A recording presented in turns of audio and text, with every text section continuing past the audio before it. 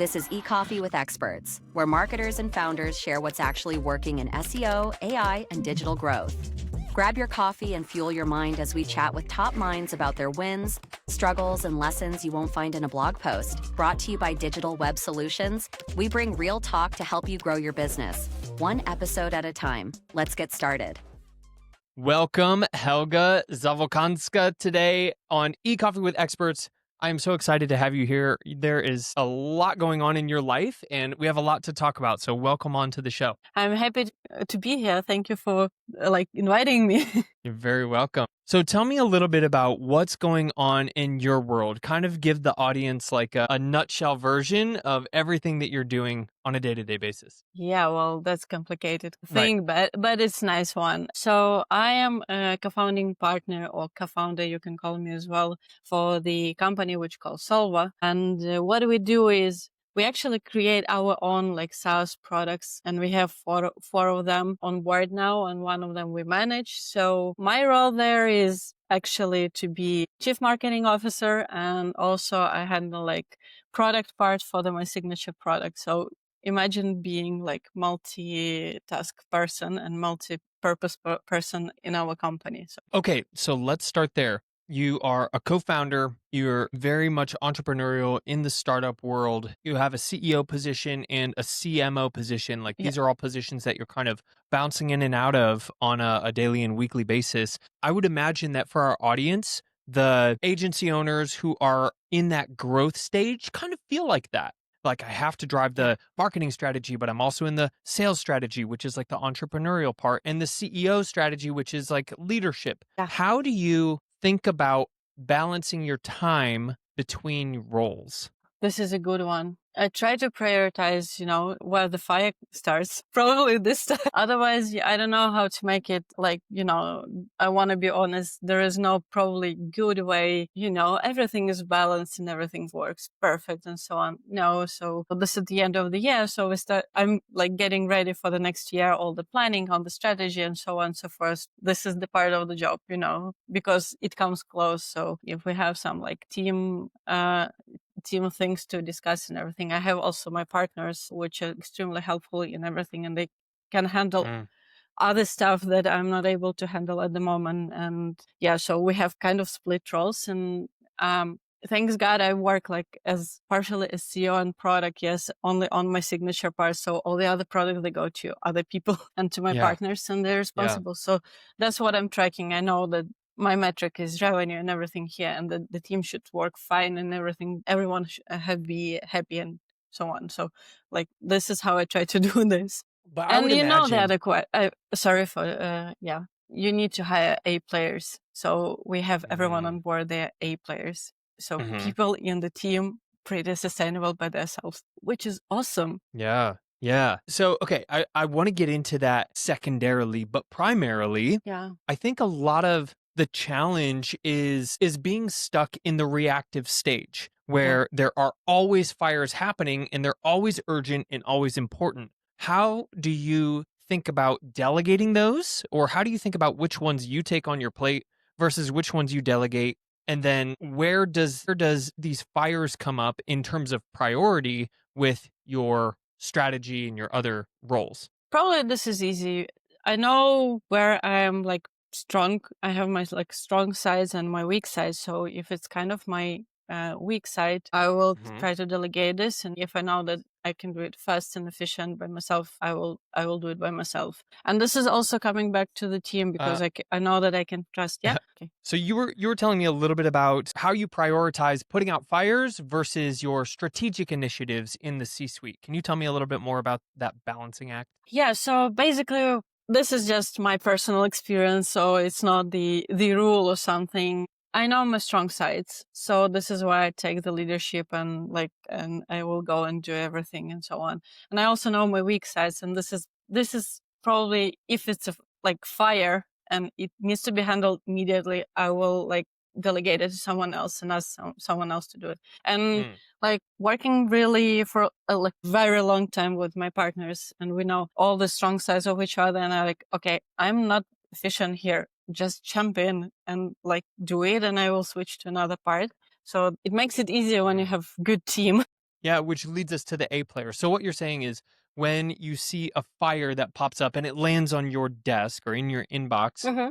you're like, what's the vetting process of how you know, like, how do you know what's in your sweet spot as opposed to something that you can delegate? Like, how do you make that judgment? If it's really critical and like, it's, I don't know, like you need to save something today, tomorrow, and so on. This is what I do. If it's something that can be handled in a week, I Mm-hmm. think we can delegate this, like probably Mm, most of the time. So, and one of the things is like being in this C-suite is probably, you shouldn't be probably working like, all day, all time, making everything, all the tasks by yourselves, by your hands and by your mind, but you should be there when something's happened. And this is your mm, role. So mm. yeah. Yeah. Do you have an example of something that came onto your desk that was like, our hair is on fire, and you were like calmly delegated to somebody else? I mean, is there anything? I'm sure lots of things happened in the last week, but I don't know if there's something you can think of. Oh my God, this is tough question. And I put you on the Examples. spot. So if you can't think of anything, like, no worries. No, it's totally fine. Um, You can pass on that. yeah, well,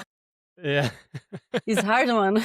I know. So yeah, well, probably is, I don't know. Sometimes you need to make, so we have a growing product and, someone like, and this is like partnering product. So it's ours and the other team. So we partner up to build something really cool, but it doesn't show like really good results. And, I see my team like struggling and they really try to push it and, to make it work and find the growth loops and everything, but it's not like we are not able to do it. And, this is something when, okay, this is today, and today we're making decision like let's cut the budget or let's like just stop it and see if we Mm, can find something other. So yeah. mm. So tell me a little bit more about the A players then. Yeah. Like, where do you find them? Like, how do you know? I think this is a big question that's kind of, it's ambiguous a bit. Yeah, my team knows that on every event we have with the team, and when we have something like shake champagne and everything, and I always say that this is like we have around 30 people, and I strongly believe that these 30 people, they are like super matched, super selected, they really special. And when someone comes and joins our team on the first interview, I say like, listen, we have really nice team. We work like a Swiss clock. So you should be one of these, parts. Otherwise you'll be just pushed away. And this is so true.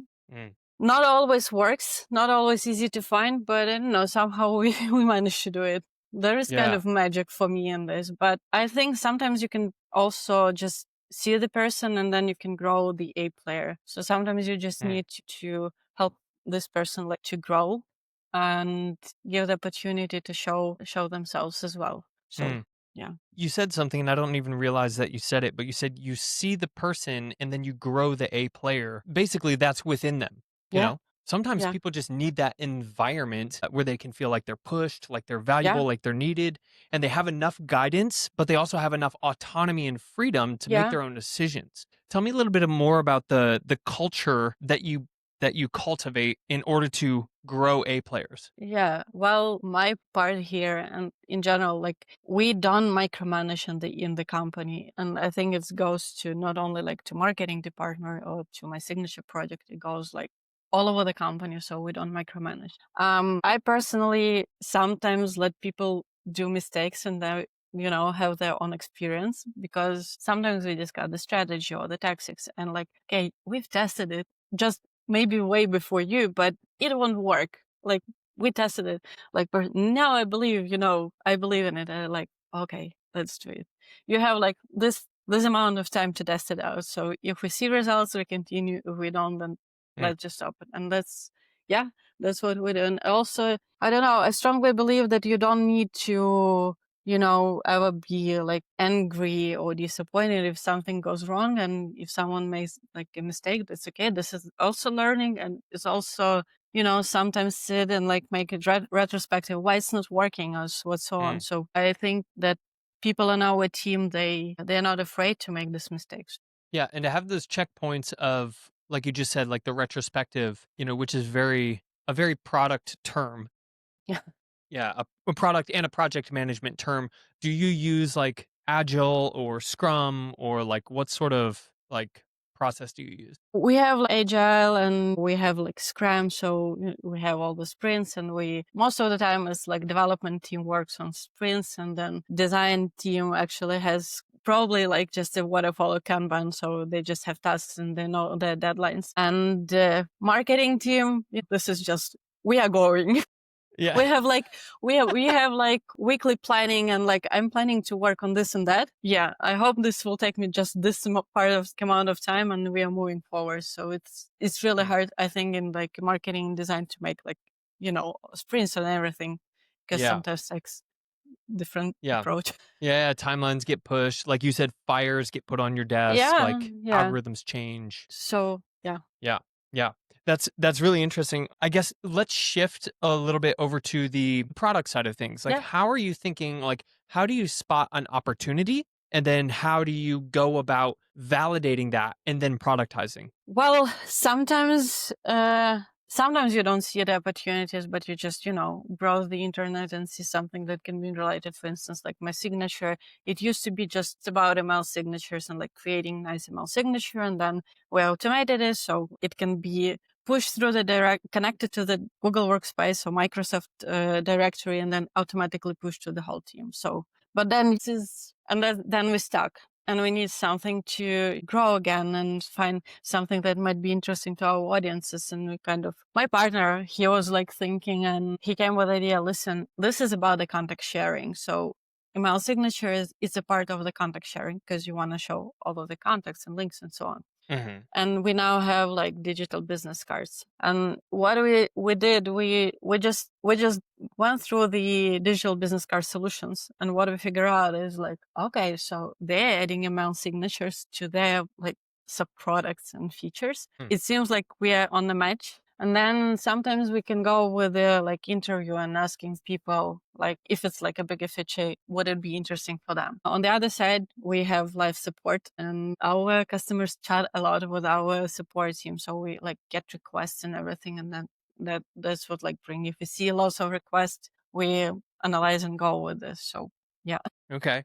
Yeah. So you don't always see an opportunity out there. Yeah. But then we need to dig sometimes, and you need to find it. Yeah. So once you do have an opportunity and you do have a product, do you do like is there like a small sample testing in order to validate, or how do you get that MVP is what I'm saying? What we do is like, we not always do like split testing or anything like this. So we don't have like beta users, but we can make really like nice design prototype, and then go with a couple of our users like through the Figma prototype. Mm-hmm. And now we're working to automate this process, because you now have Lovable and all of the tools, which can make you like actually clickable prototype with all of the stuff. But we used to go through like the Figma, and then we had like user interviews, and yeah. Okay. So user interviews. Now you have a product. What's the first, like, I mean, obviously it's going to be different for every product, but like, what are your thoughts on in the end of 2025, knowing that you have Lovable, knowing that you have, all sorts of automations, and also knowing that in-person and connections are becoming stronger and stronger and more valid. What's like, how do you think about go to market with a new product? Oh, yeah. I think goes like through we used to have this concept just like for a long time, when, you have a founder or CEO who is pretty active and has the community, and then go through this. So this is the part of it. But I think now it's like, you should go to the communities, try to show you like to the Reddit and so on. So get the feedback and start with this. And then I think you have to rethink so we are the really huge fans of the SEO, and we sometimes even like start our new products with the search engine optimization immediately, because we know how to do it. And we can do it like testing with the paid ads. So because your paid ads can have like give you really fast results on this. If you go with the search engine, you have like tested the MVP with the paid ads, and you see that someone's clicking, they're interested, and then, I don't know, they try to sign up, and then you need to figure out everything like on the product side. And then you go back to the marketing, and you shouldn't be like just building links to have the number of links. So now you have to track, hey, what's a keyword, and how they like AI models and all of the LLMs, how they pick up, and who you see like what brands do you see? And now we're coming back to to the brand marketing, which probably at the same point for the small teams, it was close because it's not easy to make and it's pretty expensive. You have to build or your founder brand or some personal brand, but then you're stuck with a person. So you need to go somewhere deeper.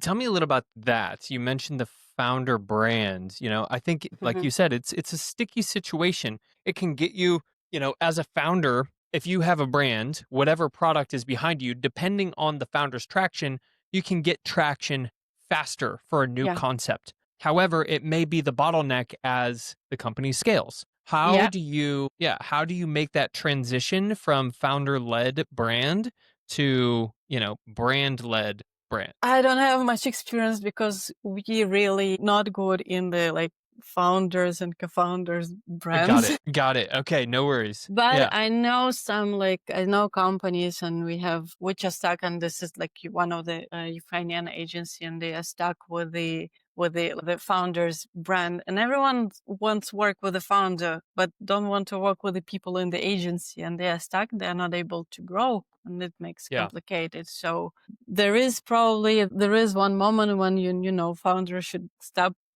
marketing the product, but probably stop working on this is how we do in the company, more about C-level stuff and everything, instead of just pushing the products, and probably, I don't know, work with the team. So the team should pick up also. Yeah, exactly.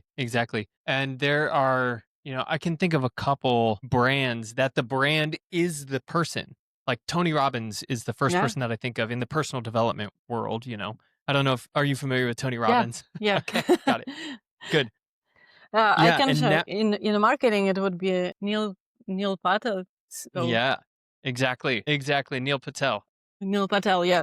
Perfect example, right? But I bring up Tony Robbins because he is getting older and he's transitioning out of his in-person events. Now he's, for example, instead of doing 4 events a year, he's now only doing 1 or maybe 2. And he's bringing on a partner, to your point, not a co-founder, but a partner, Dean Graziosi, who is much more involved in running these, running the operations. And Tony just comes in as a keynote, basically. So yeah, it's very interesting, but not to get too far down the personal development guru rabbit hole. Yeah. Tell me a little bit about, the SEO strategy that you're seeing for your products. Yeah. So we used to focus on probably kind of classy SEO for a long time. And now with everything coming up with AI, and we need to switch. And now I would say it's not about just amount of links and quality and pushing the domain rank.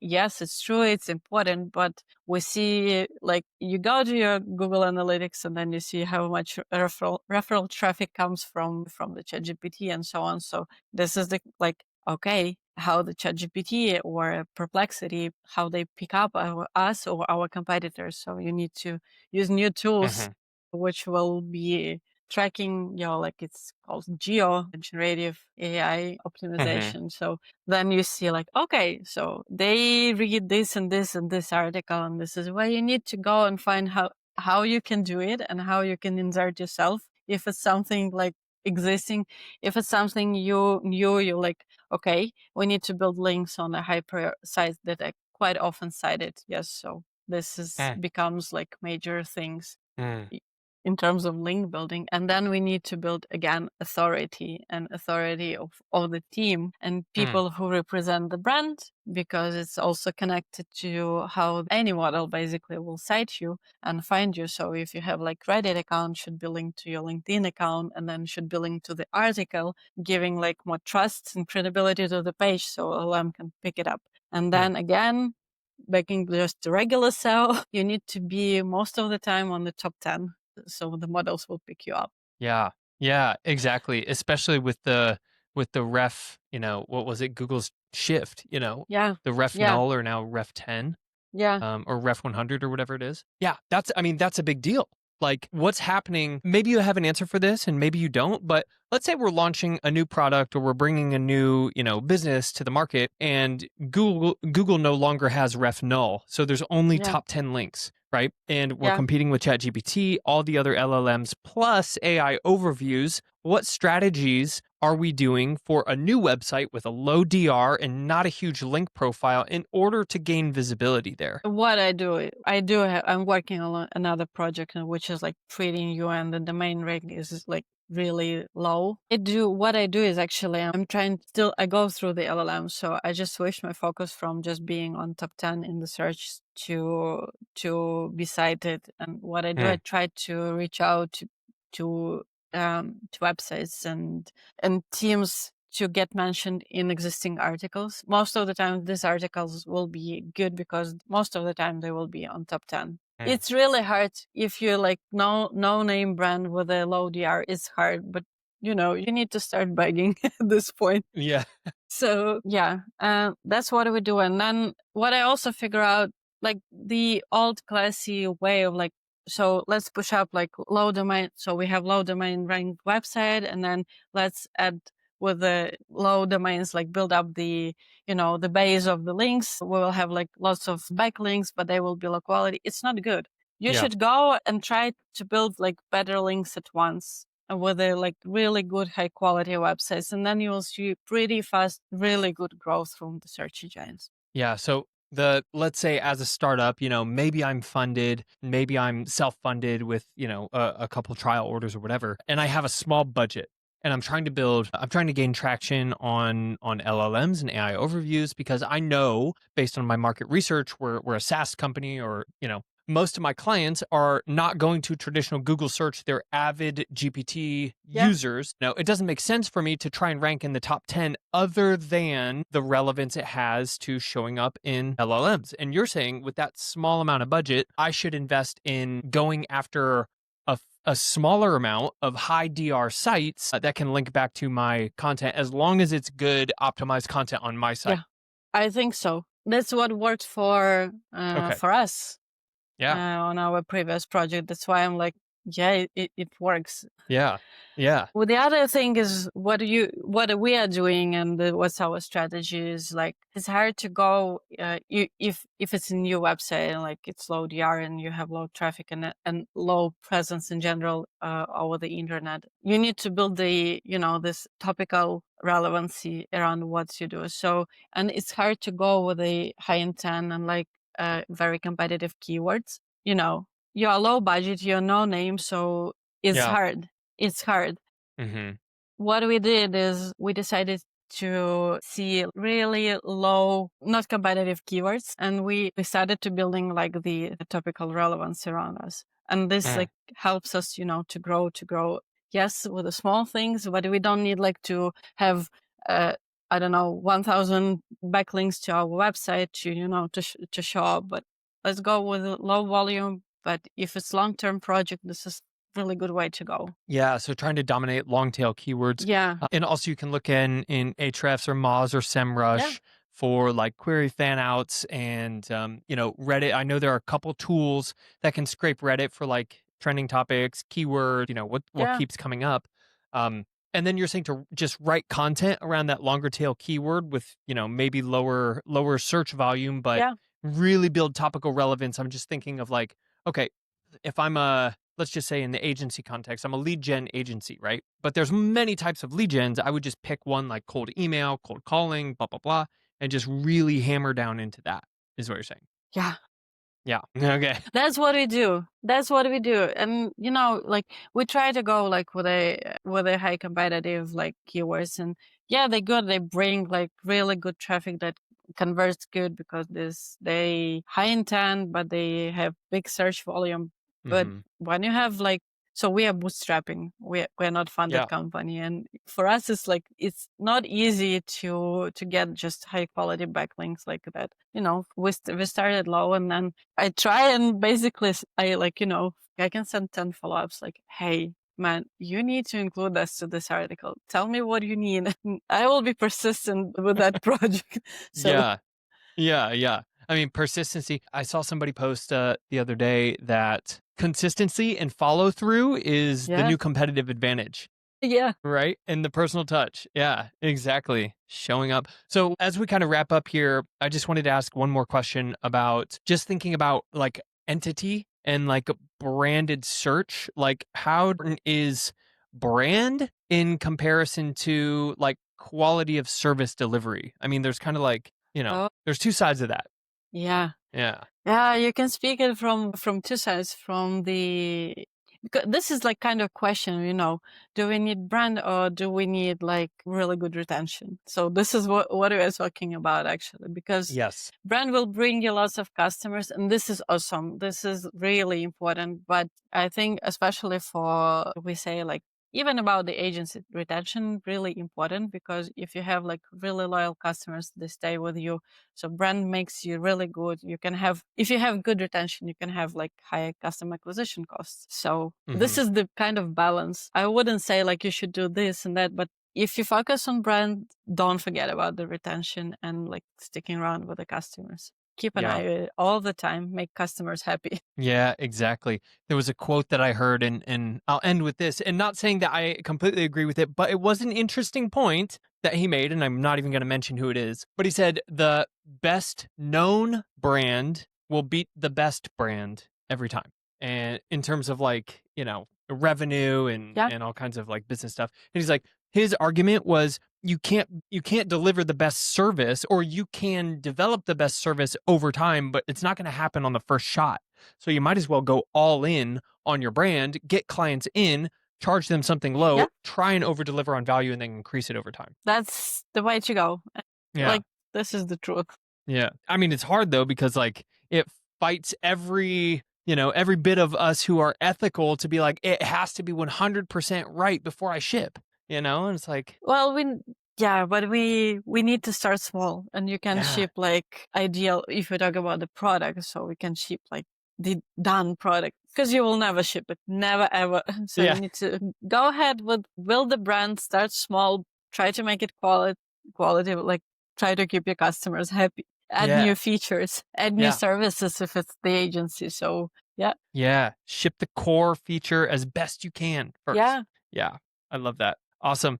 Well, awesome. Helga, thank you for being here. This is a fun conversation. I love the entrepreneurial startup kind of, bootstrapping, in the trenches conversation. So where can we find you online and learn more about what you do? You can find me on LinkedIn, and you just can LinkedIn instead of Google, just find on LinkedIn like Helga Zabalkanska, and you will see me. Okay. And we'll obviously put your LinkedIn as a link. Is there anywhere like a website we should go to find out more about your projects? Yeah, you should go to solva.io, and you will see all of the projects we are working on.